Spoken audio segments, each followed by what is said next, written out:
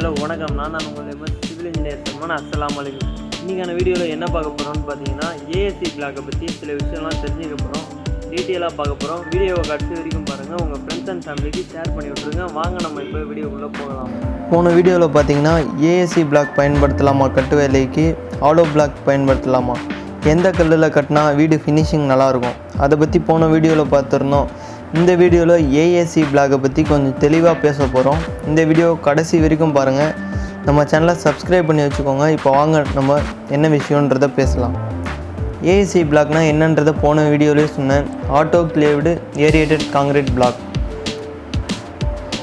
முக்கியமாக ஃபஸ்ட்டு விஷயம் என்னென்னு பார்த்தீங்கன்னா, ஏஎஸ்சி பிளாக் ஒரு வெயிட்லெஸ் பிளாக்.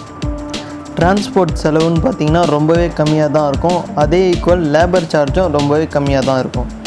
நீங்கள் ஏஎஸ்சி பிளாக்கை பயன்படுத்தி கட்டுமான வேலை பார்க்க போகிறீங்கன்னா எம்சாண்டு சிமெண்ட்டுக்கான காஸ்ட்டுன்னு பார்த்தீங்கன்னா ரொம்பவே கம்மியாக தான் இருக்கும். அது மட்டும் இல்லாமல் நான் போன வீடியோலேயே சொல்லியிருப்பேன், ஏஎஸ்சி பிளாக்குன்னு பார்த்தீங்கன்னா அவங்க தனியாகவே ஒரு சிமெண்ட் பேஸ்ட் ஒன்று கொடுக்குறாங்க. அதை பயன்படுத்தும் போதும் ஸ்ட்ராங்காக இருக்குது. இந்த ஏஎஸ்சி பிளாக்கோட கான்ஸ்டண்ட்டான சைஸ் என்னென்னு பார்த்தீங்கன்னா 24 இன்ச்சு.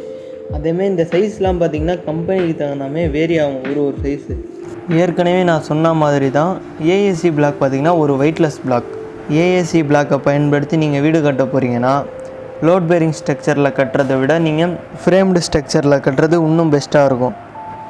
ஏஎஸ்சி பிளாக் பார்த்திங்கன்னா ஃபுல் அண்ட் ஃபுல் ஃபேக்ட்ரி மூலிமா ரெடியாக வரதால் பிளாக்கோட கார்னர் சைஸ்லாம் பார்த்திங்கன்னா கரெக்டாக இருக்கும். ஏஎஸ்சி பிளாக்கோட முக்கியமான அட்வான்டேஜ் என்னென்னு பார்த்தீங்கன்னா கன்ஸ்ட்ரக்ஷன் ஒர்க் சீக்கிரம் நடக்கும். ஏஎஸ்சி பிளாக் கூட பார்த்திங்கன்னா பிரிக்கை கம்பேர் பண்ணும்போது பார்த்திங்கன்னா பிரிக்கை வச்சு நம்ம கட்டு வேலை பார்க்கும்போது கண்டிப்பாக ஒர்க் ஸ்லோவாக தாங்க இருக்கும். உங்கள் வீட்டுக்கு பார்த்தீங்கன்னா ஏஎஸ்சி பிளாக் வச்சு நீங்கள் கன்ஸ்ட்ரக்ஷன் ஒர்க் பண்ண போகிறீங்கன்னா உங்களுக்கு எந்த சைஸில் பிளாக் தேவையோ அந்த சைஸில் கஸ்டமைஸ் பண்ணி உங்களுக்கு பிளாக் கொடுக்குறாங்க.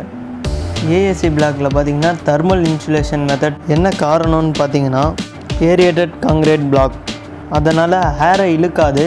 வீட்டுக்கு வெளிப்புறம் பார்த்திங்கன்னா அதிகமாக வெயில் இருந்தாலும் வீட்டுக்கு உள்ள நல்ல டெம்பரேச்சர் இருக்கும்.